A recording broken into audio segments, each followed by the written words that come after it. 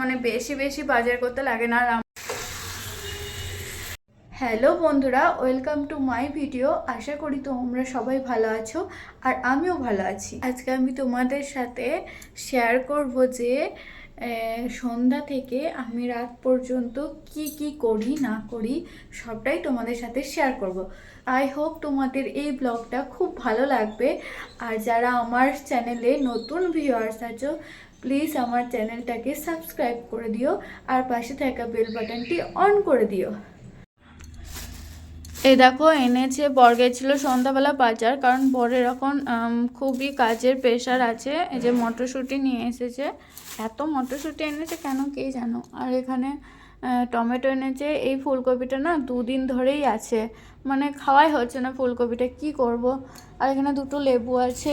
আর এই যে এখানে কাঁচা লঙ্কা নিয়ে এসেছে অনেকগুলো। আর এই যে এখানে দুটো বেগুন আছে, দুটো বেগুন নিয়ে এসছে বর।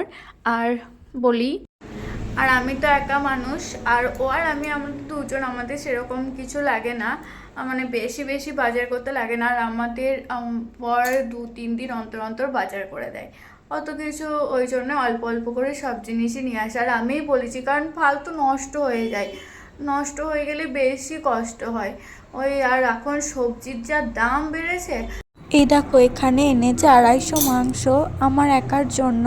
ওর আজকে পিকনিক আছে বন্ধুদের সাথে, তাই আজকে সন্ধ্যাবেলাতে বাজার করার সময় হঠাৎ করেই আমার জন্য মাংস নিয়ে চলে এসেছে। আমি ওকে বারণ করেছি, তার সত্ত্বেও এখন আমাকে আবার রান্না করতে হবে। শরীরটাও আমার ঠিক ছিল না, মানে শরীরটার মাঝখানে পেটের প্রচণ্ড গন্ডগোল হচ্ছিল, তাই ভেবেছিলাম যে অল্প মশলায় করব, কিন্তু বেশি মশলা হয়ে গিয়েছে। ওই জন্য আমি একটু পাতলা ঝোল ঝোল, বেশ লাল লাল ঝোল ঝোল করেই মাংসটা আমি করেছি।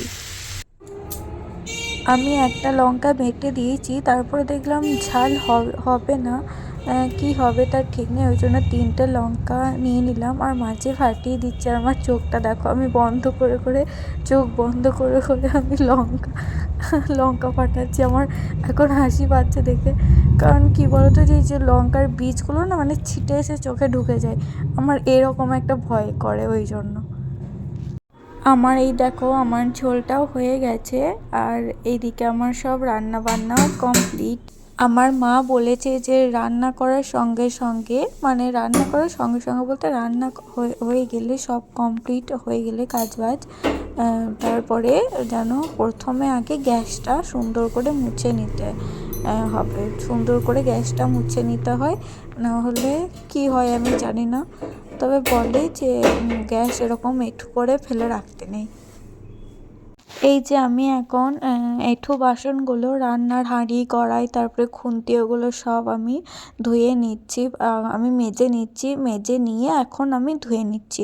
ওইটা আমি দেখাতে পারিনি, কিভাবে দেখাবো, একা একা ভিডিও করা না খুব কষ্ট। এরপর আমি খাওয়া দাওয়া করে নেবো, ডিনার করে নেবো, দিয়ে তারপর আমি ঘুমিয়ে যাব।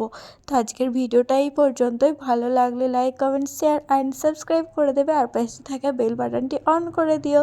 টাটা, লাভ ইউ, সবাই ভালো থেকো, সাবধানে থেকো।